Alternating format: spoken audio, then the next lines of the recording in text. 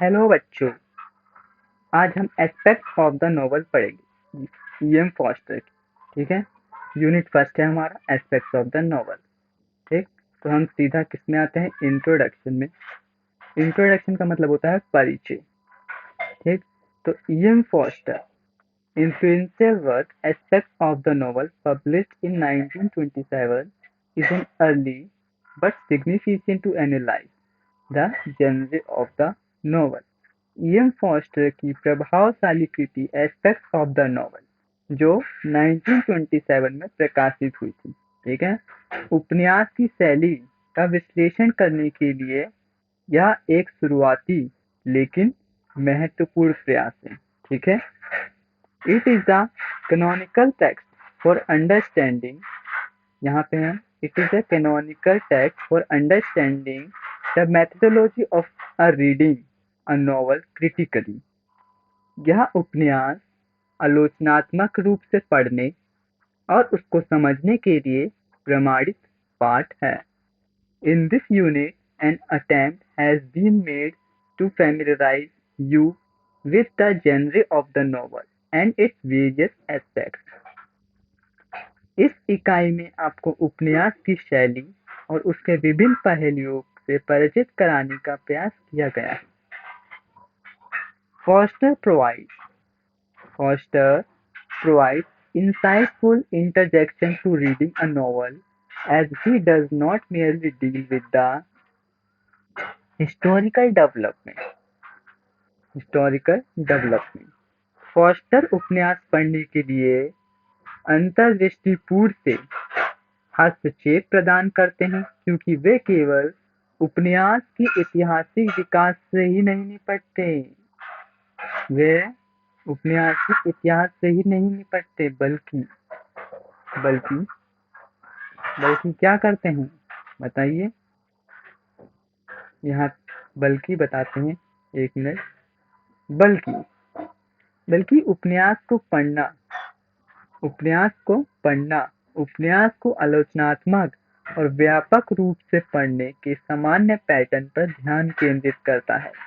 लेखकीय note में हम यहाँ पे हैं, इन this unit in the authorial note writes, since the novel itself is often colloquial, it may be possibility withhold some of the secret from the graver and grander stream of criticism।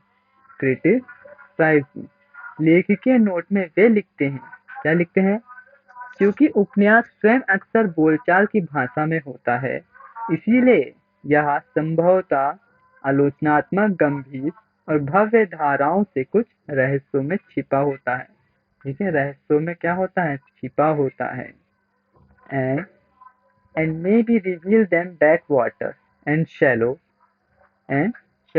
और उन्हें back water और उथले पानी में प्रकट कर सकता है। It would be best to read aspects of the novel in the original before moving forward with the self-instructional material। इस स्वनिर्देशात्मक सामग्री के साथ आगे बढ़ने से पहले उपन्यास के पहलुओं को मूल रूप से पढ़ना सबसे अच्छा होगा। Aspects of the novel was originally Clerk lecture series delivered by E.M. Foster at Trinity College, Cambridge University। उपन्यास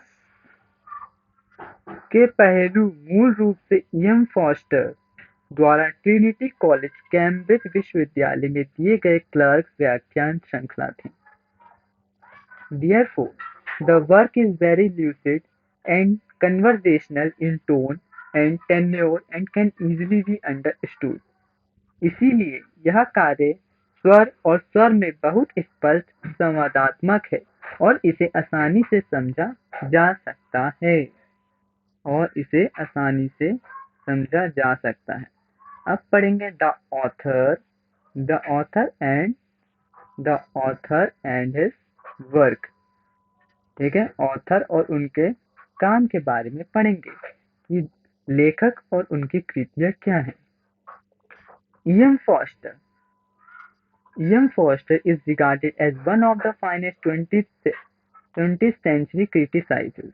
इएम फॉस्टर को 20वीं सदी के सबसे बेहतरीन आलोचकों में से एक माना जाता है। ठीक है। His, his essays, review, articles, and poems are collected in two volume titled A Bigger Harvest and Two Cheers for Democracy, where many of his ideas and critical tenets about fiction, art, and literature can be found. उनके निबंध, समीक्षा लेख और कविताएं "a beginner harvest" और "to cheers for democracy" नामक दो खंडों में संकलित है, दो विभाजित है, जहां उनके कई विचार और कथा, साहित्य, कला और साहित्य के बारे में आलोचनात्मक सिद्धांत पाए जा सकते हैं। ठीक?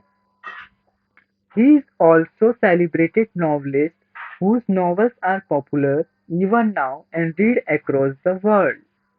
वे एक प्रसिद्ध उपन्यासकार भी हैं, जिनके उपन्यास आज भी लोकप्रिय हैं और दुनिया भर में पढ़े जाते हैं। Foster argued in his work that the novel lacks the rigid structure that characterize poetry, drama, and other literary forms. Foster अपने कामों में तर्क देते हैं कि उपन्यास में कठोर संरचनाओं का अभाव है, जो कविता, नाटक और अन्य अन्य मतलब दूसरे साहित्यिक रूप की विशेषता है। It would be accurate to say that the novel, in terms of writing, is the most free form of the literary genres.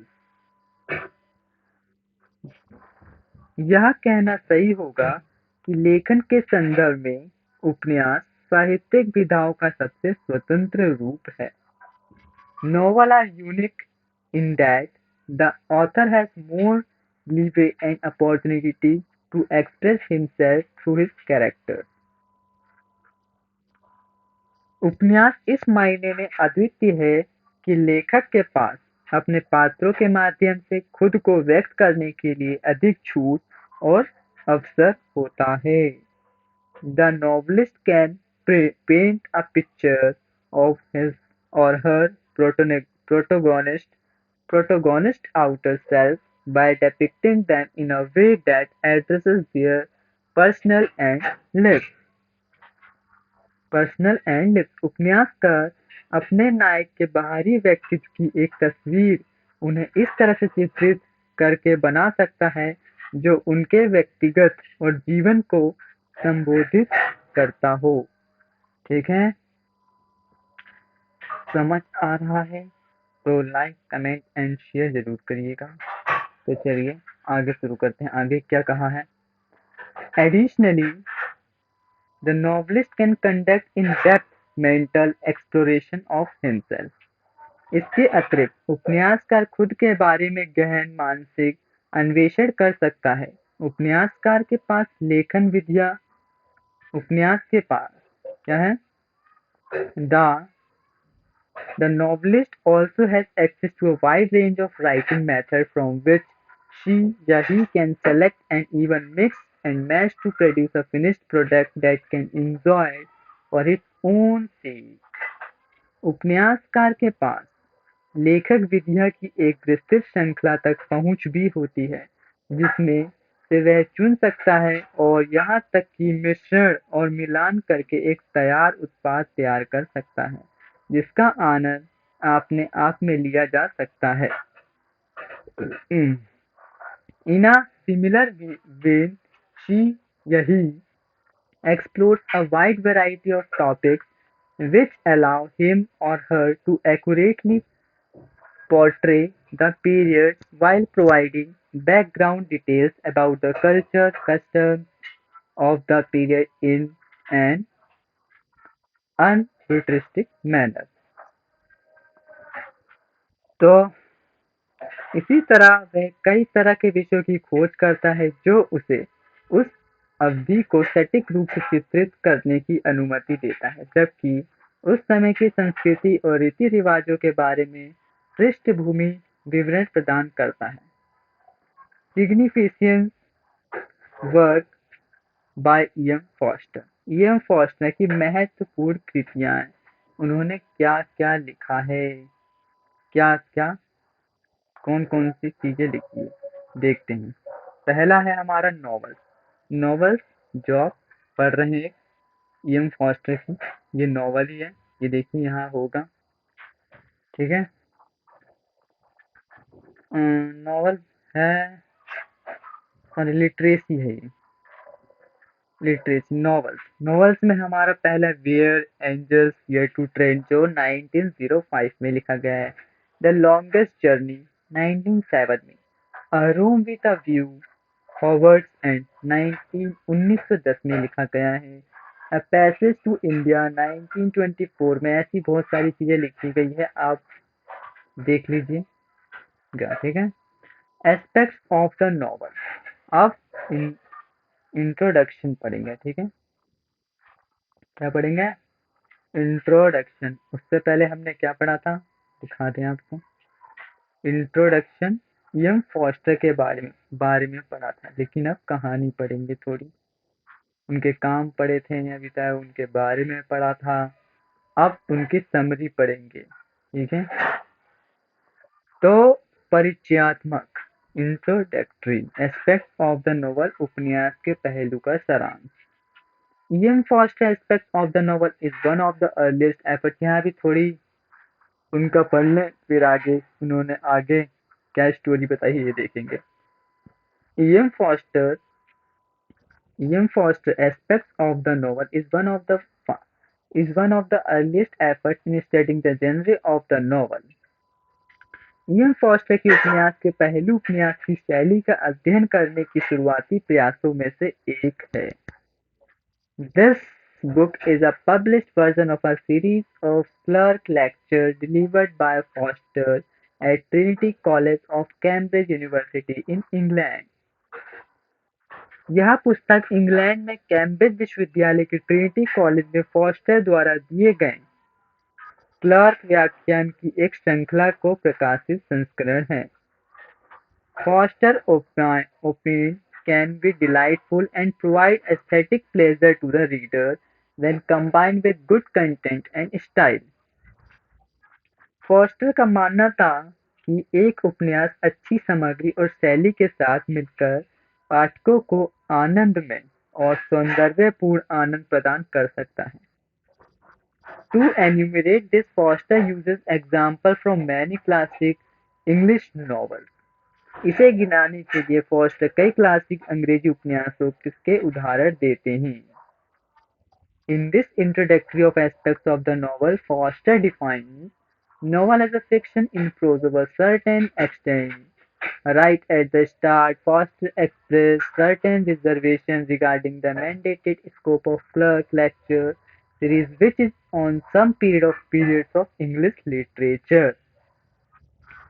उपन्यास के पहलुओं उपन्यास के पहलुओं के परिचय में फॉस्टर उपन्यास को एक निश्चित सीमा तक गद्य में एक कल्पना के रूप में परिभाषित करते हैं। शुरुआत में ही फॉस्टर क्लास व्याख्यान के अनिवार्य दायरे के बारे में कुछ आरक्षण व्यक्त करते हैं, जो अंग्रेजी साहित्य की कुछ अवधि या अवधियों पर है, ठीक है, कुछ अवधि या अवधियों पर है। तो चलिए अब आगे देखते हैं। Not earlier than Chaucer, not earlier than Chaucer, Chaucer से पहले नहीं। This he limits the scope of discussion on the novel as the fiction in other languages, Russian and French, in particular, cannot be made a part of discussion. He writes that English poetry is triumphant in both quality and quantity, but the same cannot be said in said of its fiction. उन्होंने इस बात पर अफसोस जताया कि इससे उपन्यास पर चर्चा का दायरा सीमित हो जाता है, क्योंकि अन्य भाषाओं, खासकर रूसी और फ्रेंच में लिखी गई कहानियों का चर्चा का हिस्सा नहीं बनाया जा सकता। ठीक, उन्होंने लिखा है कि अंग्रेजी कविता गुणवत्ता और मात्रा दोनों में विजयी है, लेकिन ऐसा इसके उपन्यास के बारे में नहीं कहा जा सकता। In a rather candid assessment, he writes, no English novelist is as great as Tolstoy. That is to say, has given so complete a picture of man's life, both on its domestic and heroic side. both domestic and heroic side. लेकिन एक स्पष्ट आकलन में उन्होंने लिखा है, कोई भी अंग्रेजी उपन्यासकार टॉलस्टॉय जितना महान नहीं है। यानी उसने मनुष्य के जीवन का इतना संपूर्ण चित्र प्रस्तुत किया है इसके घरेलू और वीर पक्ष इसके घरेलू और वीर पक्ष दोनों में। No English novelist has explored man's soul as deeply as Dostoevsky, and no novelist anywhere has analyzed the modern consciousness as successfully as Marcel Proust. A critic's he quotation must have a wide outlook and provincialism in a critic is a serious fault. किसी भी अंग्रेजी उपन्यासकार ने दस्तोयेवस्की जितनी गहराई से मनुष्य की आत्मा की खोज नहीं की है, और किसी भी उपन्यासकार ने मार्सेल प्राउस्ट की तरह आधुनिक चेतना का सफलतापूर्वक विश्लेषण नहीं किया है। उन्होंने चेतावनी दी है कि एक आलोचक के पास व्यापक दृष्टिकोण होना चाहिए, और आलोचक में प्रांतीयता एक गंभीर दोष है। Since Since the literature fall, the domain of literary criticism, he shifts his focus to then prevalent scholarly method of classifying novels of chronology or by subject matter. This, according to him, is a useless exercise because the critic here is moving around books instead of thought them. The only way to critically engage with books is by reading them and discovering what they contain. क्योंकि क्योंकि व्याख्यान साहित्यिक आलोचना के क्षेत्र में आते हैं, इसीलिए वे अपना ध्यान कालक्रम या विषय वस्तु के आधार पर उपन्यासों को वर्गीकृत करने की तत्कालीन प्रचलित विद्वत्तापूर्ण पद्धति पर केंद्रित करते हैं। उनके अनुसार यह एक बेकार अभ्यास है। क्या है? बेकार अभ्यास है, क्योंकि यह आलोचक पुस्तकों के बीच से नहीं बल्कि उनके इर्द-गिर्द घूम रहा है। पुस्तकों के पास आलोचनात्मक रूप से जुड़ने का एकमात्र तरीका उन्हें पढ़ना और यह पता लगाना है कि उनमें क्या है। ठीक है? उनमें पता लगाना कि ये क्या है। Finally, Foster turns his attention to the word aspect in the title. Finally, Foster turns his attention to the word aspect in the title. अंत में फॉस्टर अपना ध्यान शीर्षक में पहलू शब्द पर केंद्रित करते हैं। The word has been chosen primarily because it is vague and unscientific and allow the reader critic a lot of freedom and flexibility to analyze and understand the novel in different ways. यह शब्द मुख्य रूप से इसीलिए चुना गया है क्योंकि यह अस्पष्ट और अवैज्ञानिक है और पाठक आलोचक को बहुत कुछ सीखने का मौका देता है। उपन्यास को विभिन्न तरीके से विश्लेषण करने और समझने की स्वतंत्रता और लचीलापन ये सब देता है। ठीक है? मौका देता है। तो ये कुछ क्वेश्चंस हैं, देखिए। चेक योर प्रोग्रेस, यहाँ से चेक योर प्रोग्रेस कर सकते हैं, अपने बारे में देख सकते हैं कि how does foster define the novel, what is foster assessment of the novel, English novel, what according to Foster the series fault, what is Foster's reason for using the word aspect in the title। ये सब छोड़िए, ये सब आपके लिए। हम आगे पढ़ाते हैं। The 7 aspects of the novel, उपन्यास के 7 पहलू क्या है। उपन्यास के 7 पहलू क्या है? The 7 aspects of the novel. Foster Foster is Foster in the next 7 chapter focuses on the 7 aspects of the novel: the story, characters, plot, fantasy, prophecy, pattern, rhythm. These are these are dealt with in short in the following paragraph. The story क्या है? The story पहला है कहानी। कहानी यानी कि आपको नहीं बताया, चलो बता देता हूँ। अगले 7 अध्यायों में फॉस्टर उपन्यास के 7 पहलुओं पर ध्यान केंद्रित करते हैं। कौन कौन से? कहानी, चित्र चरित्र, कथानक, कल्पना, भविष्यवाणी, पैटर्न और लय। इन पर अगले पैराग्राफ में संक्षेप में चर्चा की गई है। द स्टोरी कहानी।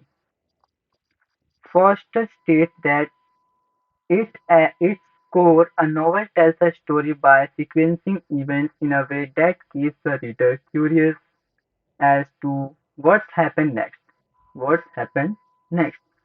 फॉस्टर कहते हैं कि मूल रूप से एक उपन्यास घटनाओं को इस तरह से क्रमबद्ध करके कहानी कहता है कि पाठक को यह जानने की जिज्ञासा बनी रहे कि आगे क्या होता है।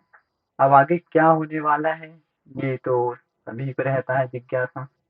इन other word, the story is central to the novel. कहानी में आगे क्या होने वाला आगे, ये इच्छुक रहता है। इन अदर वर्ड में, दूसरे शब्दों में कहा जाए तो कहानी उपन्यास का केंद्र बिंदु है। In other words, the story is central of the novel. A good tale, however, must also be instructive or entertaining. He uses the example of 1001 Nights to illustrate. कहानी उपन्यास का क्या है? केंद्र बिंदु है। हालांकि एक अच्छी कहानी का शिक्षाप्रद या मनोरंजक भी होना चाहिए। इसे स्पष्ट करने के लिए वह 1000 और 1 नाइट का क्या लेते हैं? एक एग्जाम्पल लेते हैं। 1000 और 1 नाइट। नेक्स्ट में दे रखा है, नेक्स्ट में बिंदु, पॉइंट मतलब बिंदु, उसके आगे कहिए। द नैरेटर, यहाँ से शुरू करते हैं। The narrator in the story Scheherazade is trying to save her life from her tyrannical husband by telling a story. She survives not because of her wonderful stories, but because she kept the king, her husband, in a state of suspense as to what would happen next. Each morning when she was sunrising, she would abruptly stop in the middle of a sentence and left him wanting to know the rest of the story. All readers are basically like she has a husband when it comes to reading stories. क्या कहा गया है कि कहानी में कथानक शहरजादे अपने अत्याचारी पति से कहानियां सुनाकर अपनी जान बचाने की कोशिश कर रही है। इसमें बताया गया है कि कहानी में कथाकार है जो, वो शहरजादे अपने अत्याचारी पति से, जो उसका पति कहानी सुना रहा है, उस कहानी से बचने के लिए कोशिश कर रही है। वह अपनी अद्भुत कहानियों की वजह से नहीं, बल्कि इसीलिए बच जाती है क्योंकि उसने अपने पति यानी राजा को इस बात की उलझन में रखा कि आगे क्या होगा। हर सुबह जब वह सूरज को उगते हुए देखती, तो वह अचानक एक वाक्य के बीच में रुक जाती, उसे कहानी का बाकी हिस्सा जानने की इच्छा छोड़ जाती। कहानियां पढ़ने के मामले में सभी पाठक मूल रूप से शहजादे के पति की तरह ही होते हैं। आप भी शहजादे के पति के ही तरह हैं, ठीक है? जैसे सभी को नाटक में आगे क्या होने वाला है, ऐसी आपको भी स्टोरी जब सुनते हैं तो आगे क्या होने वाला है, यह इच्छुक रहती है हर किसी के मन में कि आगे क्या होने वाला है। अब आगे है पीपल या कैरेक्टर। पीपल मतलब लोग, कैरेक्टर मतलब पाथ, ठीक है, लोग या path. So in this chapter, the people he uses Charles Dickens' work to illustrate the distinction between flat and round character. Characters who are flat have only one or two distinguishing traits. In 17th century, such characters were called humorous and also referred to as types and caricatures. Flat characters foster rights can be summed up in a single line and are easily recognizable. The novelist finds them convenient and useful, since they novel needs reintroducing, never run away, have not to watch for development, and provide their own atmosphere. Little luminous discs of prearranged size pushed hither and thither like counters across the void or between the stars, most satisfactory। समझ रहे हैं आप कि लोग अध्याय में वह 40 degree के कार्य का उपयोग सपाट और गोल पात्रों के बीच अंतर को स्पष्ट करने के लिए करता है। जो पात्र सपाट होते हैं उनमें केवल एक या दो विशिष्ट लक्षण होते हैं, एक या दो विशिष्ट लक्षण होते हैं। 17वीं शताब्दी में ऐसे पात्रों को हास्य कहा जाता था और उन्हें प्रकार और कार्टिक्रेचर भी कहा जाता था। ठीक, फॉस्टर लिखते हैं, उन्हें एक पंक्ति में संक्षेपित किया जा सकता है और आसानी से पहचाना जा सकता है। उपन्यासकार उन्हें सुविधाजनक और उपयोगी पाता है क्योंकि उन्हें कभी भी फिर से पेश करने की जरूरत नहीं है, कभी भगाते नहीं हैं, विकास के लिए उन पर नजर रखनी नहीं पड़ती और वे अपना खुद का माहौल प्रदान करते हैं। पहले से व्यवस्थित आकार की छोटी चमत्कार डिस्क डिस्क धकेली गई डिस्क धकेली गई। ठीक, तो चलिए आगे देखते हैं, आगे क्या बोलते हैं। Round characters on the other hand, round character, अब राउंड कैरेक्टर्स की बात करते हैं।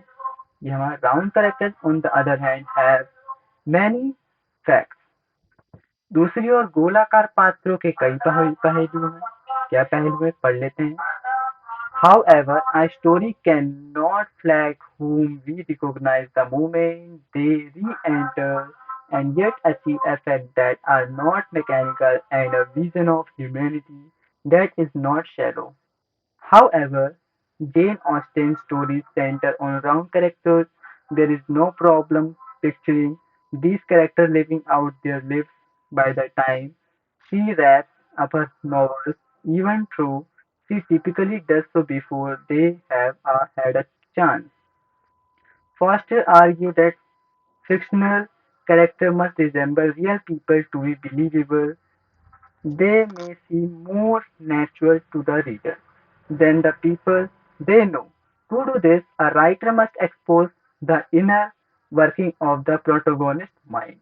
Foster notes that while mundane tasks like sleeping and eating are underrepresented in fiction, the theme of love is often overemphasized।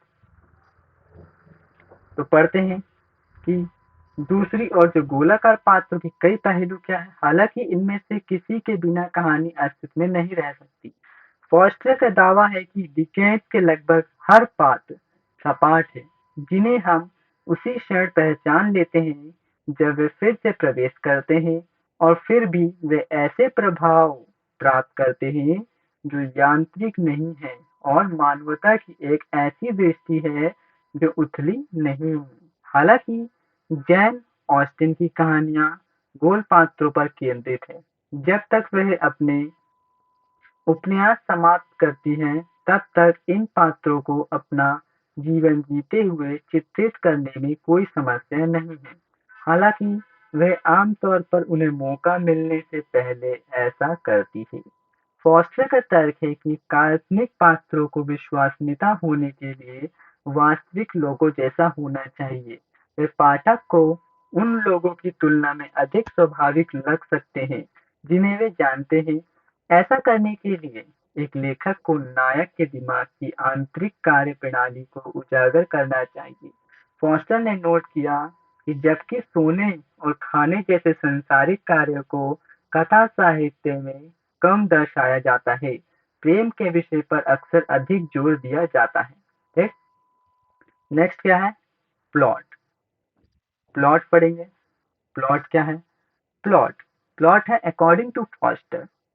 According to Foster, a story is recounting of events, while a plot is recounting of events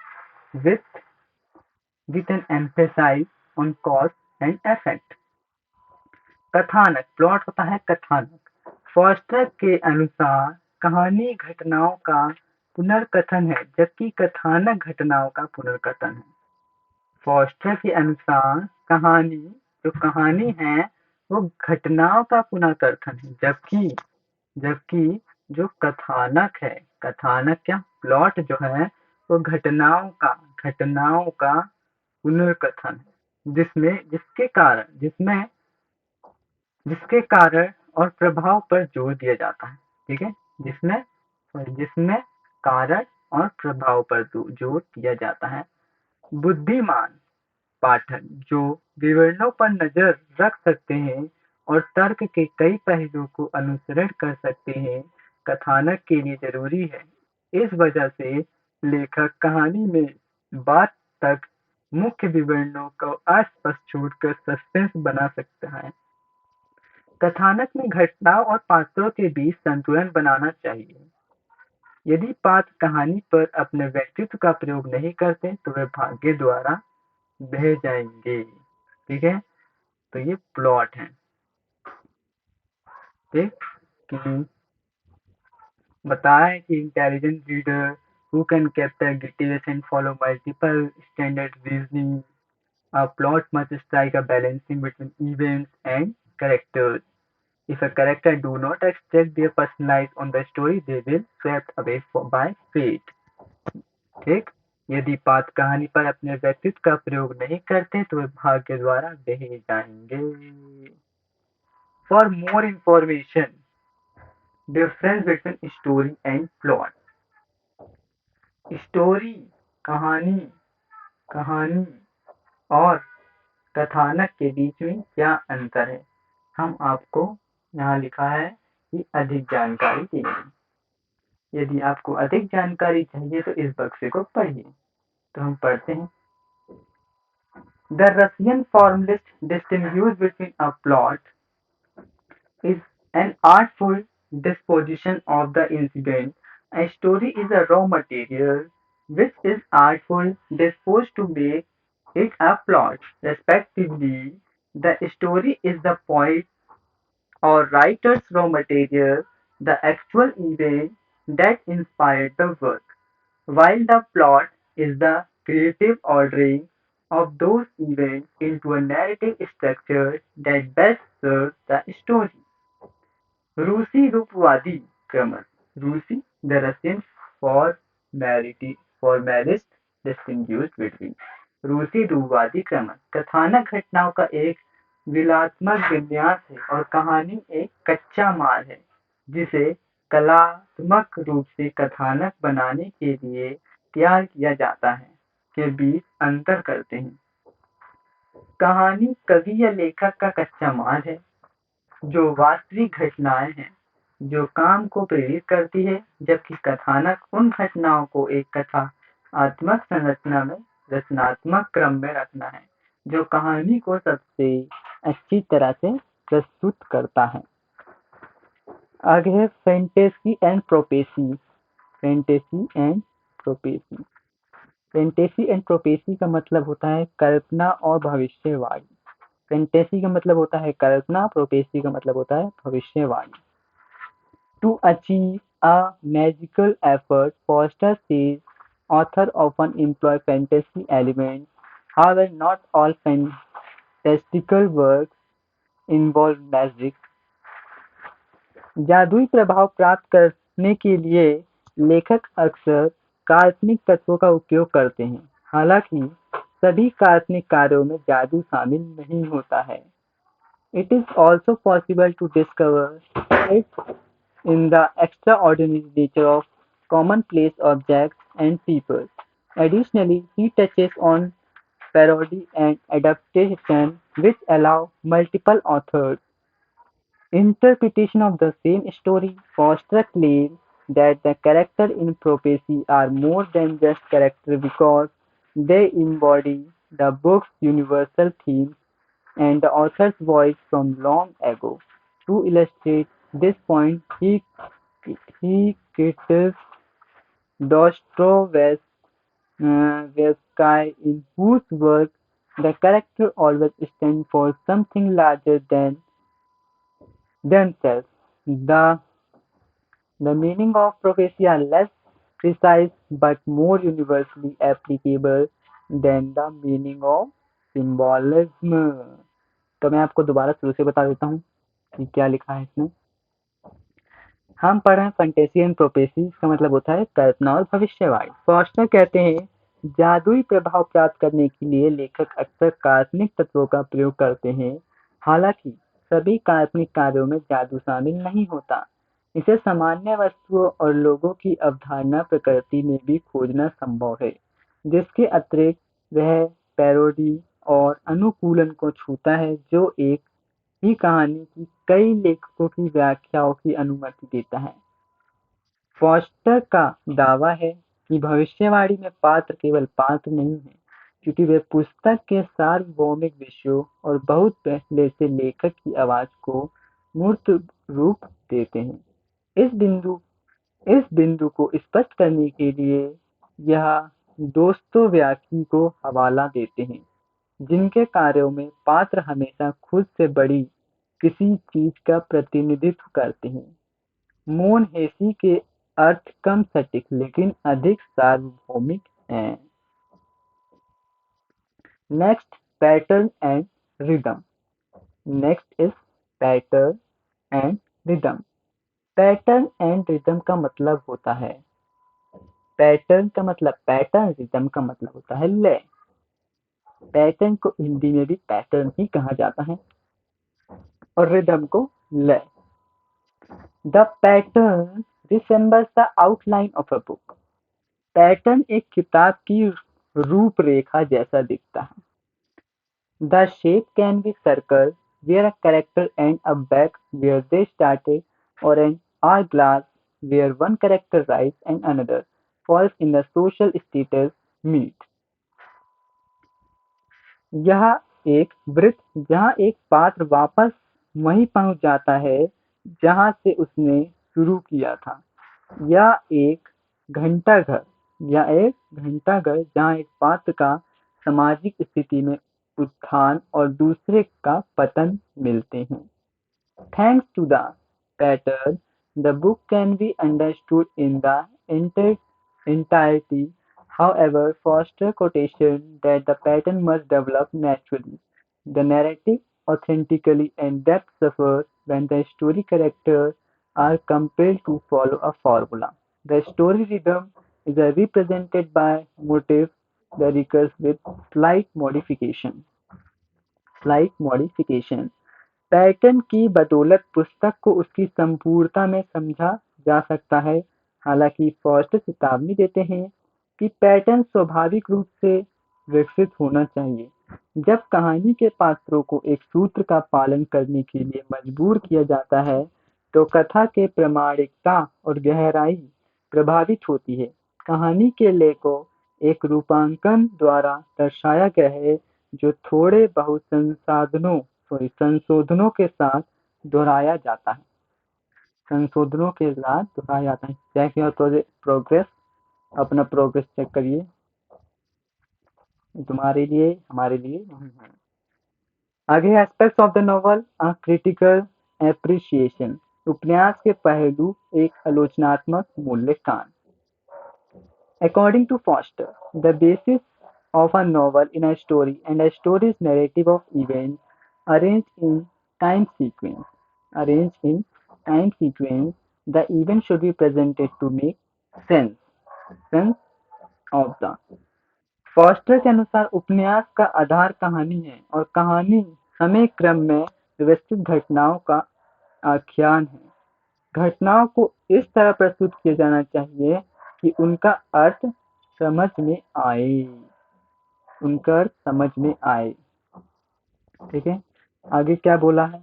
आगे बोला है the story ability to to pique the reader. यहाँ पे हम the story ability to pique the reader interest and leave them wondering what happened next is crucial to keeping them engaged. For the novel to make sense and logical, the author must incorporate both the temporal and value-based aspects of life.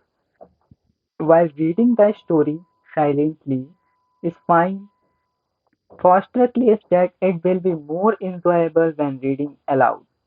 Novels, unlike most prose, have a unique appeal to the ear and have a much in common with the art of storytelling, which is why they are best experienced when read aloud. When read aloud. कहानी की पाठक की रुचि जगाने और उन्हें यह सोचने पर मजबूर करने की क्षमता कि आगे क्या होगा, आगे क्या होने वाला है, उन्हें जोड़े रखने के लिए महत्वपूर्ण है। उपन्यास को अर्थपूर्ण और तार्किक बनाने के लिए लेखक को जीवन के अलौकिक और मूल्य आधारित दोनों पहलुओं को शामिल करना चाहिए। कहानी को चुपचाप पढ़ना ठीक है, लेकिन फॉस्टर का दावा है कि इसे जोर से पढ़ने पर यह अधिक आनंददायक होगा, इसीलिए जोर से पढ़िए, आनंद आनंद मिलेगा। ठीक है। अधिकांश गद्य के विपरीत उपन्यासों में कानों के लिए एक अनूठी अपील होती है और कहानी कहने की कला के साथ बहुत कुछ समान होता है। यही वजह है कि उन्हें जोर से पढ़ने पर सबसे अच्छा अनुभव होगा। क्या लिखा है कि उपन्यासों में कानों के लिए एक अनूठी अपील होती है और कहानी कहने के लिए कला के साथ बहुत कुछ समान होता है। यही वजह है कि उन्हें जोर से पढ़ने पर सबसे अच्छा अनुभव होता है। have a unique appeal, have a unique appeal, amen, have a unique appeal to the ear and have a much in common with the art of storytelling, which is why they are best experienced when read aloud. तो इसे जोर से इसीलिए पढ़ा जाता है। आगे है, आगे क्या है? आगे हमारा यह है character. Character right foster. Character writes Foster is that simple and fundamental aspect of the novel. Foster titles this section "People" and makes the following in declaration at the outset: not what happened next, but to whom did it happen, is the pertinent question here. Given that the novelist will appealing to our intelligence and imagination, not merely to our curiosity, Foster emphasizes the importance of value in the novel. Through the characters, an author establishes his or her voice and values, however, subtly सबली। Foster लिखते हैं foster लिखते हैं कि चरित्र उपन्यास का वह सरल और मौलिक पहलू है। फॉस्टर ने इस खंड का शीर्षक लोग रखा। क्या है? लोग रखा है, पीपल रखा है। क्या करेक्टर रखा है? लोग रखा है। ठीक है, खंड शीर्षक क्या रखा है? लोग रखा है। और शुरू में निम्नलिखित घोषणा की है, इसके बाद क्या हुआ नहीं, बल्कि यह किसके साथ हुआ, यह प्रासंगिक प्रश्न है। यह देखते हुए कि उपन्यासकार हमारी बुद्धि और कल्पना को आकर्षित करेगा, न कि केवल हमारी जिज्ञासा को। फॉस्टर उपन्यास में मूल्य के महत्व पर जोर देते हैं। पात्रों के माध्यम से एक लेखक अपनी आवाज और मूल्य को स्थापित करता है, चाहे वह कितना भी सूक्ष्म क्यों ना हो। Foster provides a compelling defense of his decision to use people rather than characters when referring to the protagonist and antagonist of the stories. A novelist's skills can be displayed in several ways. One is through the author's ability to highlight values the character develop. a special bond through the process of the latter. Thoughtful analysis, novelist the artist reconstruct reality through their imagination, but unlike artists, the artificially combine fact and fiction to give their character life. Foster ने कहानियों के नायक और प्रतिपक्षी का उल्लेख करते समय चरित्र के बजाय लोगों का उपयोग करने के अपने निर्णय का एक सम्मोहक बचाव प्रदान किया है। एक उपन्यासकार का कौशल कई तरीकों से प्रदर्शित किया जा सकता है। एक लेखक की मूल्य को उजागर करने के लिए क्षमता के माध्यम से, दूसरा लेखक के चरित्र चित्रण की मौलिकता के माध्यम से है। इसके अलावा लेखक और चरित्र बात के विचारशील विश्लेषण की प्रक्रिया के माध्यम से एक विशेष बंधन विकसित करते हैं। उपन्यासकार कलाकारों की तरह अपनी कल्पनाओं के माध्यम से वास्तविकता को पुनर्निर्माण करते हैं। उन्होंने कलाकारों के विपरीत लेकिन कलाकारों के विपरीत वे अपने पात्रों को जीवन देने के लिए तथ्य और कल्पना को कृत्रिम रूप से जोड़ते हैं। Foster argue Foster argue that the following five human activities are necessary to understand a novelist characterization of humans. Foster का तर्क है कि उपन्यासकार द्वारा मनुष्य के चरित्र चित्रण को समझने के लिए निम्नलिखित 5 मानवीय गतिविधियां आवश्यक हैं। क्या-क्या है? Birth, eating, sleeping, loving, and dying are the main facts of human life. Birth, food, sleep, love, and death, as he puts it. Fiction writes. Fiction writes have a propensity to make their character go through experiences that are not typically of real life.